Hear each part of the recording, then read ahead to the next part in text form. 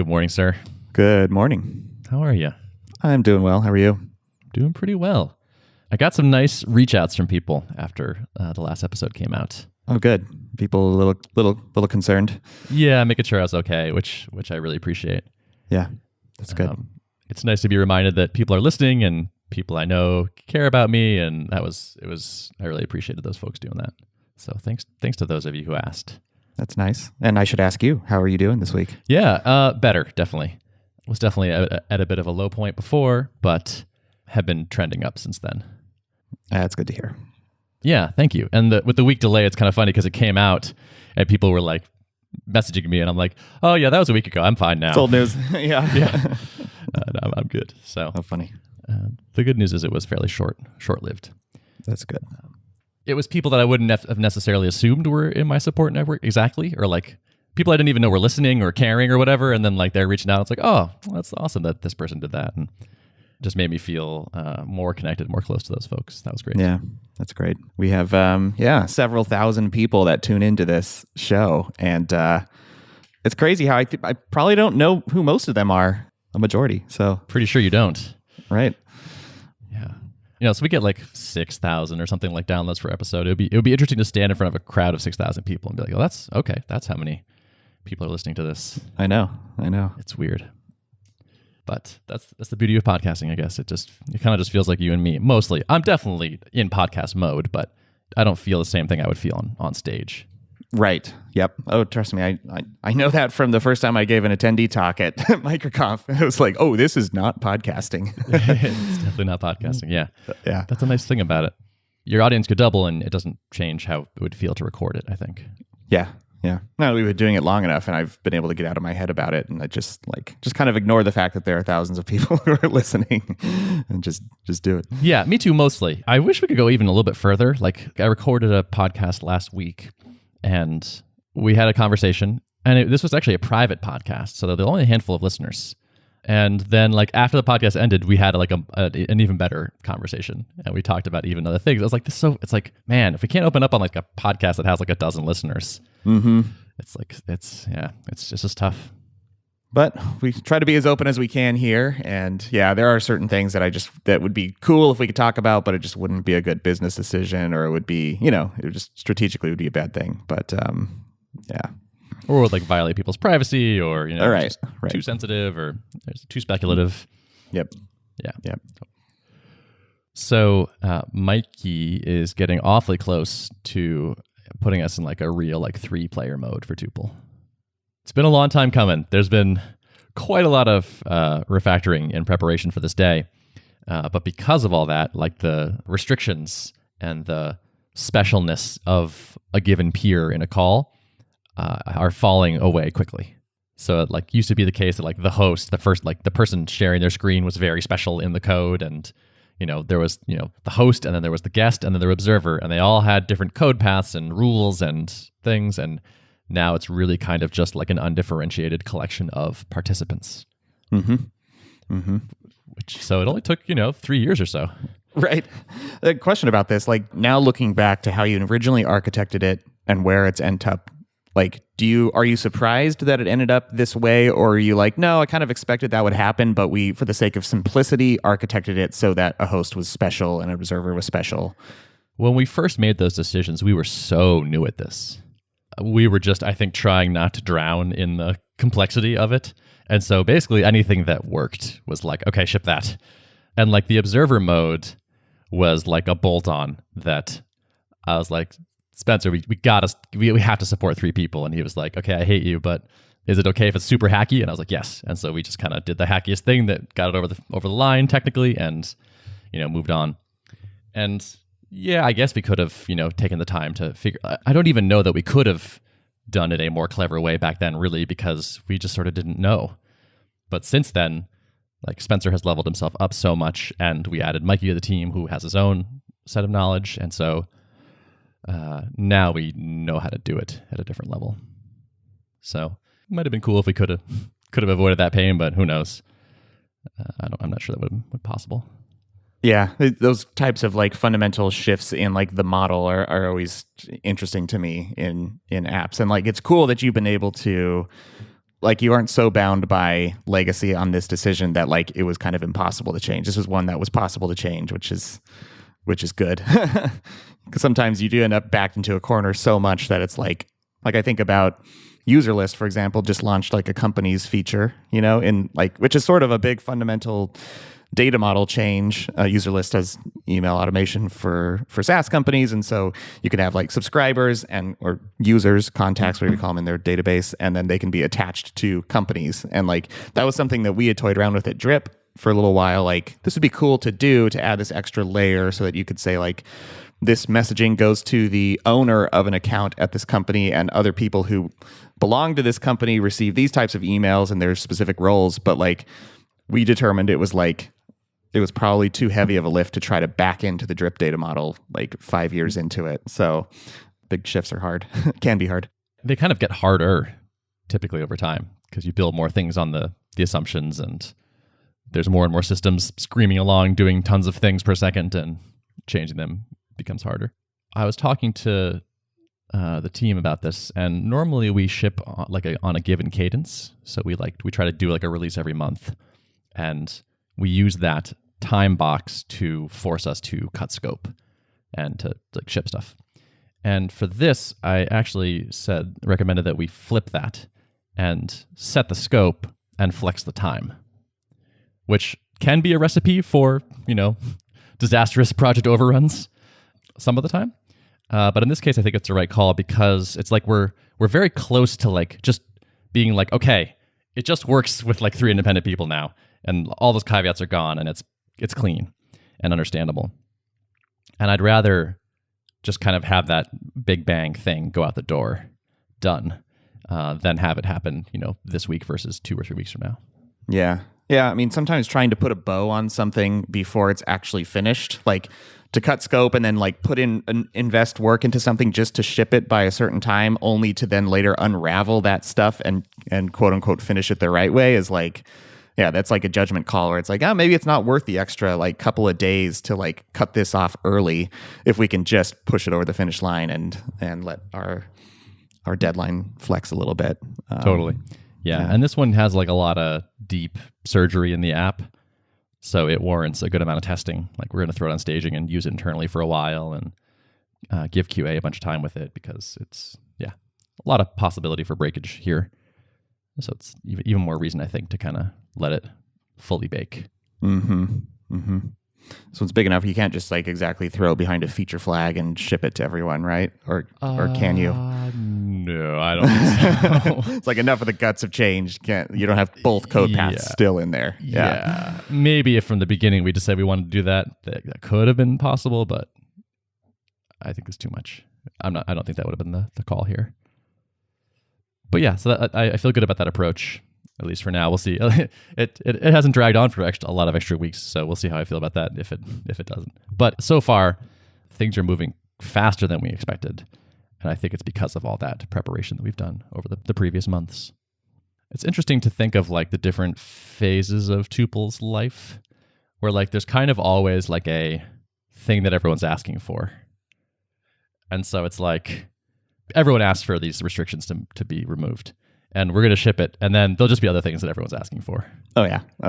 Every time and like people are like, please make a Linux client, and we're like, okay, now we're making it, and we have a landing page. You just need to drop your email. So now those requests have kind of gone away, but now it's like, please make a Windows client. Please change this. Please do. It's like, I think, and that's it's fine. It's great. Actually, I like it. I like having a clear goal and a thing that a lot of customers want. That's actually good to me.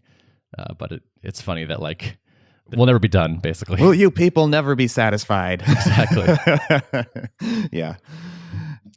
No, I experienced something similar when I did a launch this week, and I hand emailed like a bunch of people who are on my notified lists. Like, I keep these lists on the ticket. Basically, anytime anyone requests something, I can tell them like, I will be sure to ping you directly when this is ready, and then I drop their link to the ticket on there. And so I went through and did like 30 of these, and a number of them did come back with like, this is so awesome. Now, how about this, and this? And it was like, or when's iCloud coming? Or, it's like, for like 2 seconds of joy about the enormous feature that just launched, and then it's like on to the next request, which is good. Yeah, it's a good thing overall. Yeah. I know I've mentioned this quote, but I just love it, where like Bezos was saying like, you can be competitor focused, or you can be customer focused. And the problem with being competitor focused is that if you become the leader in something, then what do you do now? Whereas customers are always gloriously unsatisfied. Yes. Yeah, that's a good quote. They always want a next thing. They're always unhappy because they want this to be better, faster, cheaper, whatever. And I really appreciate that attitude. Here's to unsatisfied customers. May they always push us to make better software. Yep. Keep us sharp. Another thing to announce, which is that we're running another cohort of the Code Quality Challenge. Oh, cool. Nice. Yeah. So that's going to start May 3rd. And because Dorothy is on top of her game, she has told me to announce this here before we close signups. Yeah, last time I failed to use my podcast audience, which was dumb. So anyway, if you want to do the Code Quality Challenge, and people really like it. I think it's actually really good. Mm-hmm. So if you want to spend May doing little bits of doing short tasks to improve your code base every day, and doing it with a bunch of other people who are similarly motivated and enjoying themselves and posting on the forum, you should check it out. And we can link to that in the show notes or codequalitychallenge.com. Bunch of ways to find this. Mm-hmm. Have you been able to measure the ROI of running the Code Quality Challenge for the Tuple business, or is it hard to kind of correlate those two? Super hard to correlate, but when we do things like run them, we get a lot of trials. And it's probably related. Can't prove it. Don't do a good enough job tracking attribution currently to directly tie things. But it's get a lot of traffic, get a lot of signups, get a lot of emails, get people on our domain doing stuff. It just feels like it has to be good. Mm-hmm. It's doing marketing. It's good. It's doing marketing. It's hard to know who, as things wind through the bowels of the internet and people's brains and private Slacks and all this stuff, how did X lead to Y? But I have faith that those things are connected, if at least loosely. Mm-hmm. Yep. A lot of the best marketing activities are very difficult to do actual attribution on, which is frustrating, but that's kind of the nature of it. Unless you're doing something very transactional where it's I'm showing a Facebook ad, and when someone clicks this ad, then I'm tracking everything you do after that point.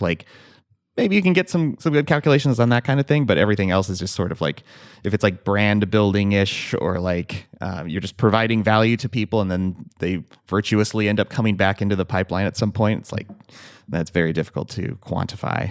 Totally. Yeah. Speaking of things like that, I think I want to run a giveaway.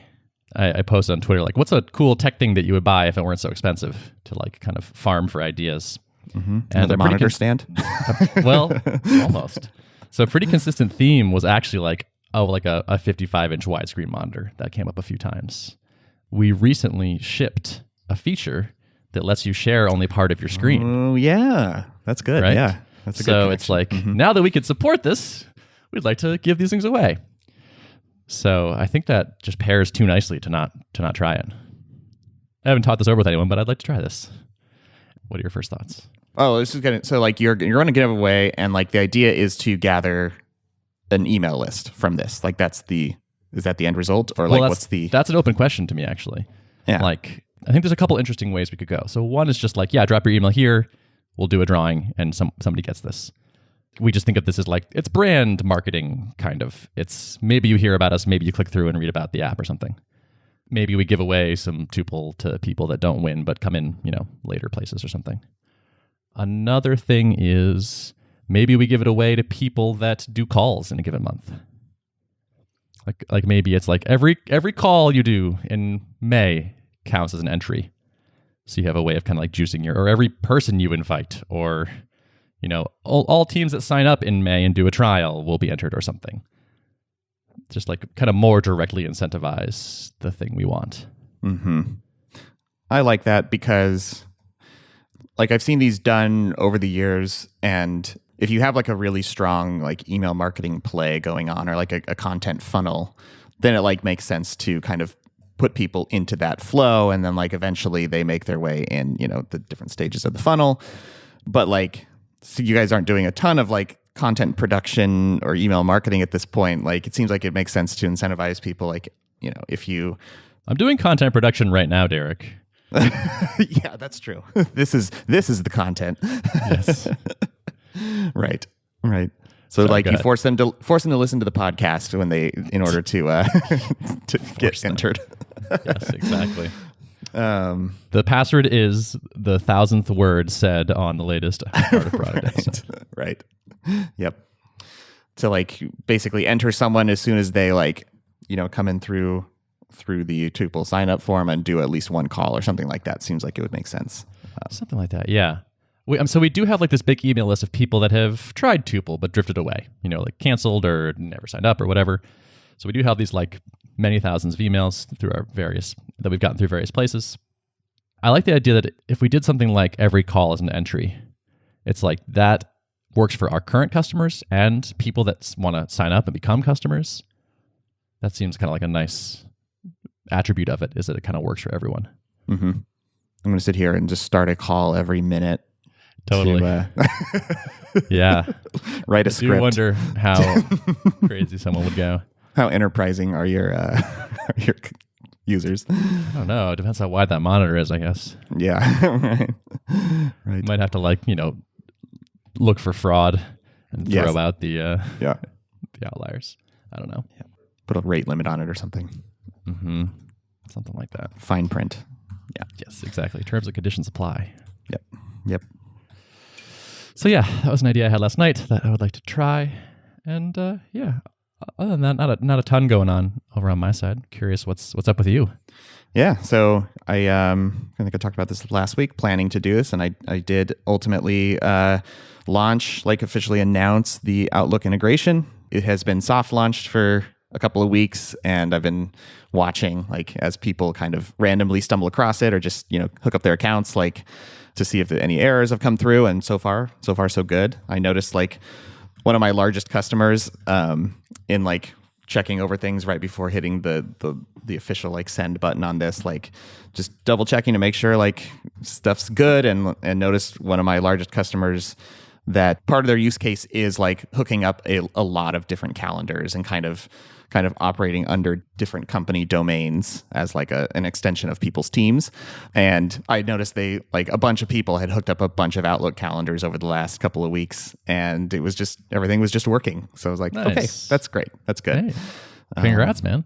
Yeah. So I sent the email out, and I haven't heard a ton back from people, but definitely a nice spike in trials and signups. And so we'll kind of see how this reverberates over time, and I'll look for opportunities to kind of leverage the fact that we now integrate with Outlook. So it feels really, really good to get this fully shipped. It's funny that the instant almost physical feeling of weight off your shoulders when you officially get a big thing that's taken a month, officially live into the world, and clears up a lot of mental headspace. So as soon as I did that, shipping days always feel good. And then I started tackling a bunch of smaller things that had just kind of been sitting in the backlog for a while that I've resisted. I've wanted to pull aside and work on those, but I've tried to stay really focused on keeping the bigger initiatives going. So now it's okay, now that this is kind of unblocking my path, I can take a couple of days and knock off a bunch of smaller tickets, which is, I think, is going to make people happy, and it's going to feel people biased towards seeing, it feels like there's momentum when you're shipping a bunch of things. It just kind of by nature of it, even though they're relatively small features, I think it's going to kind of reinvigorate that kind of feeling of momentum too. So That's awesome. That impression, I feel is so critical for retention and customer signups and all those just startup health in the early days, because there always is typically so much missing or rough edges or something.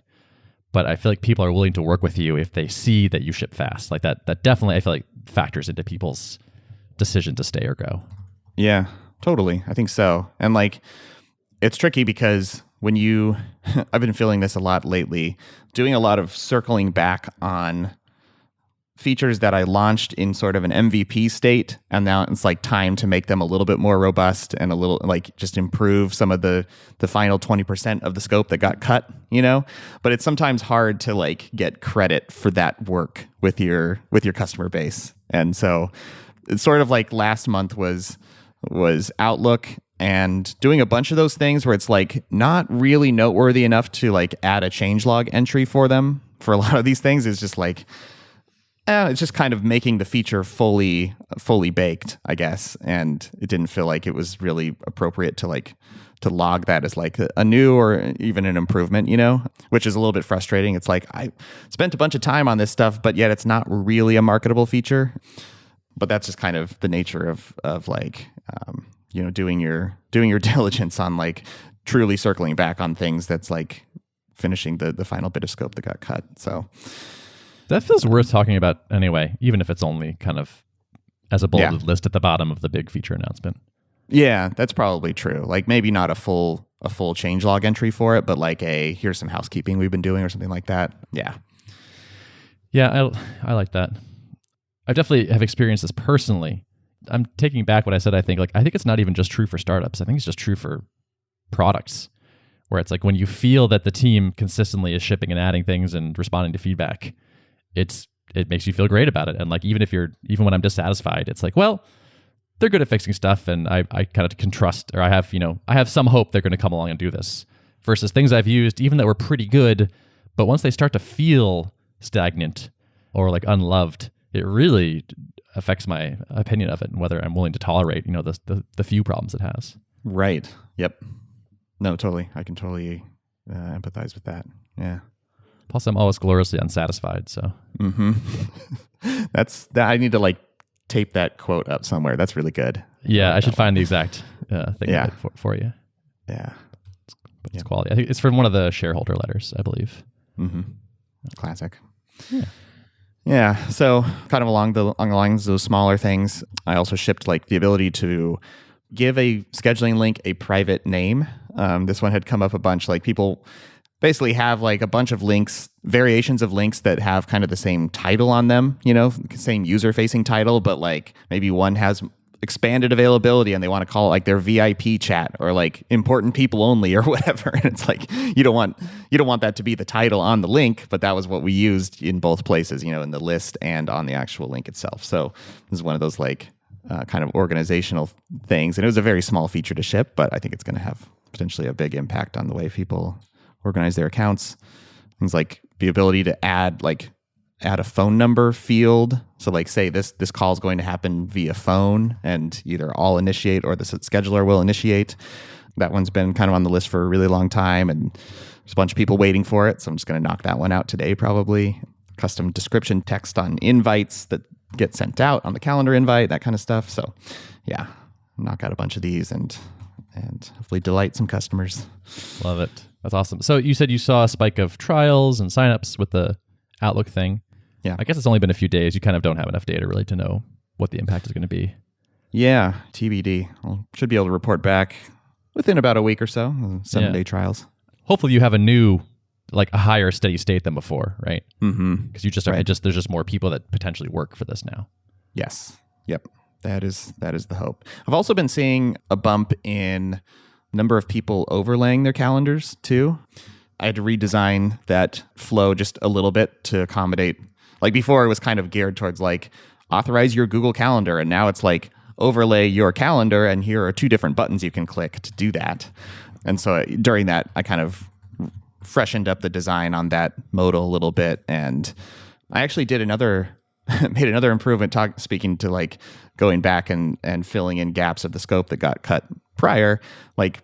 If you had an embedded link on your site before, like we had this issue where you couldn't OAuth a Google or Microsoft account because you're not allowed to do that inside of an iframe, but you can do it in a pop-up that's initiated from an iframe.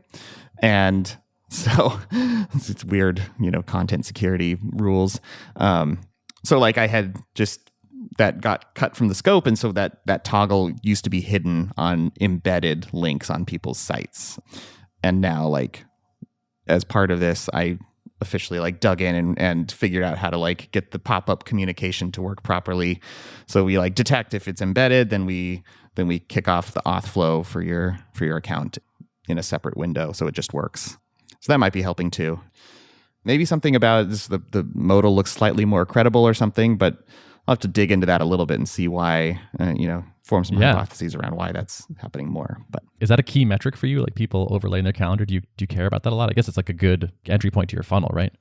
Yeah, it is something that I care about. But again, like if I just look at people who signed up through clicking the overlay toggle and became customers, that number is very low.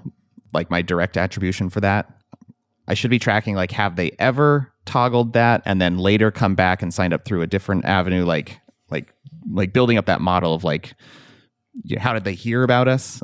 Again, is really tricky. And so I think that'll come more through qualitative like questions in onboarding as opposed to like being able to actually track the metric directly. Do you have a metric that you are most interested in moving right now?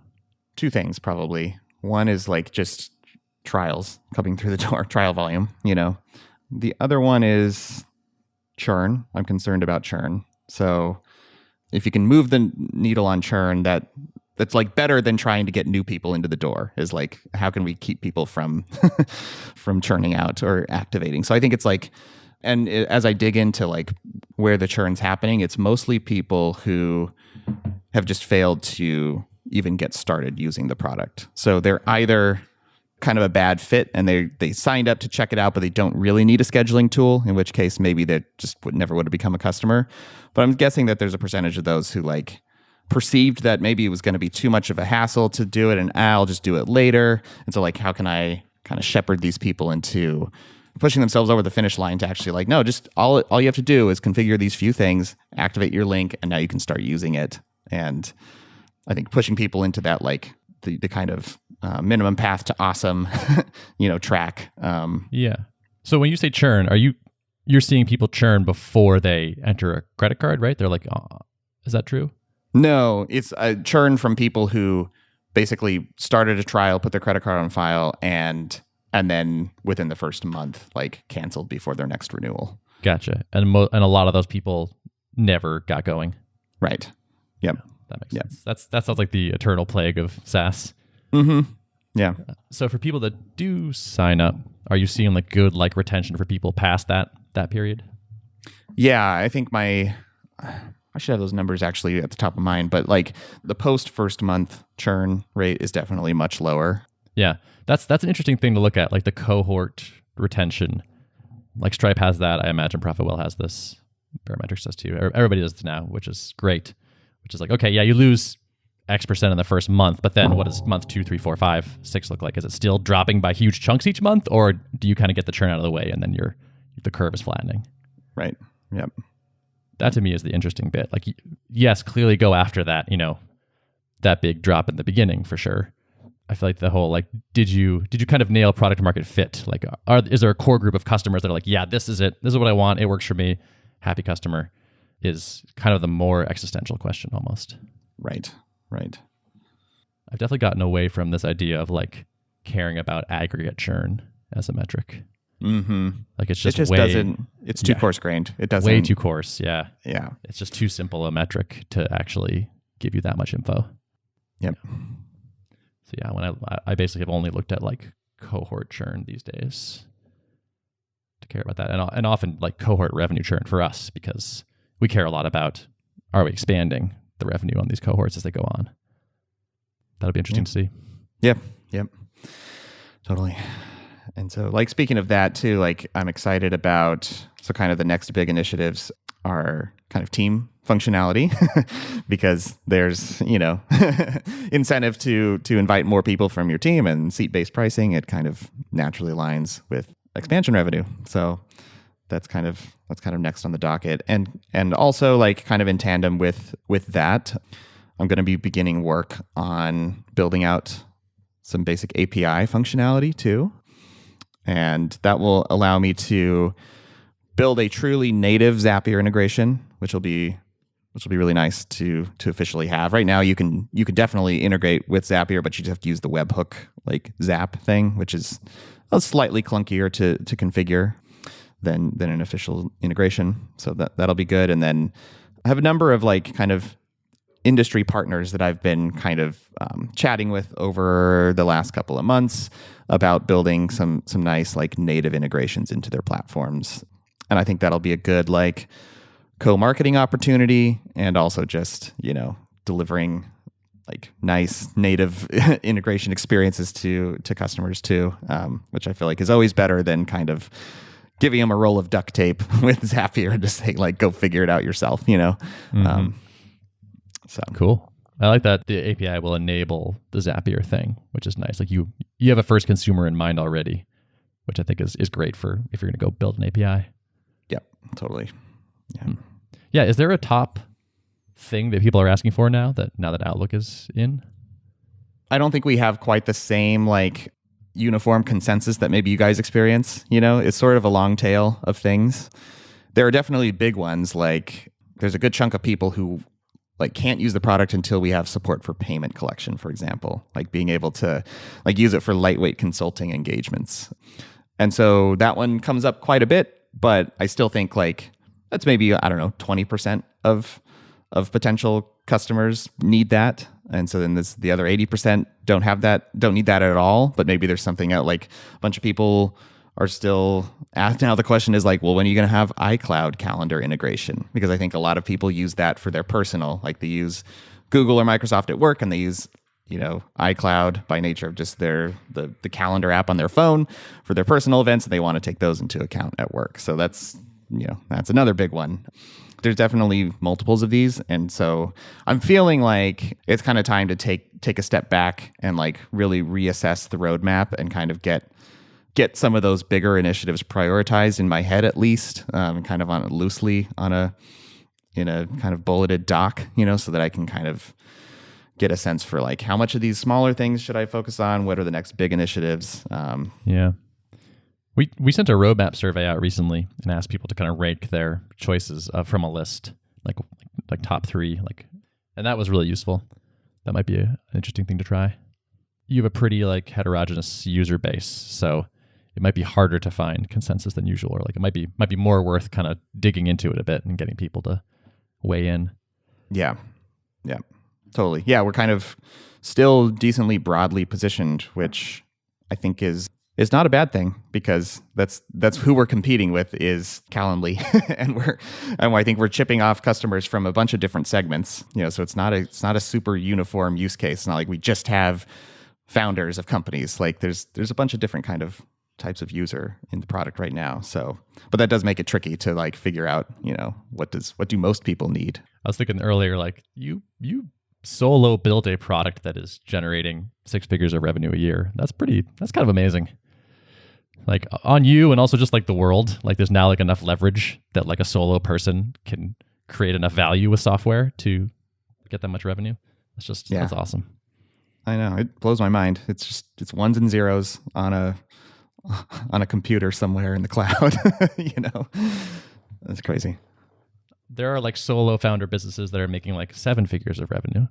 You could see how as this leverage increases and the tools get better, like someone's going to do 8 figures a year by themselves at some point. And it's like someone said, like, I think it was Austin from Lambda said, Lambda School was like, if the Flappy Bird guy hadn't taken his app down, he might have been the first like $1 billion valuation solo app developer. Yeah, I know. It's insane. It could happen. It probably will. Mm-hmm. Mm-hmm. So if you don't like income inequality, I have bad news about technology. Right. Yeah. No, it almost feels like cheating sometimes when you look at like the just all the other hurdles that basically every other type of business has to go through in order to grow, like to have capital assets and like have to invest in inventory and all these things that we just get to avoid completely. Crazy. It's so crazy. Yeah. I have friends in e-commerce businesses, and like, wow, they live in a very different world. Like, yeah, we got to go build a 10,000 square foot warehouse over here to hold all of the inventory that we have to pay for. Mm-hmm. Wow. Right. Okay.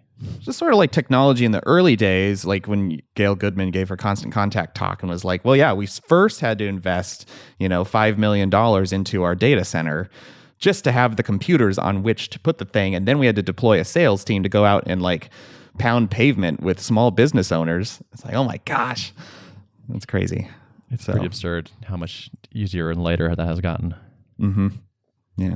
People keep pushing it up the stack, right?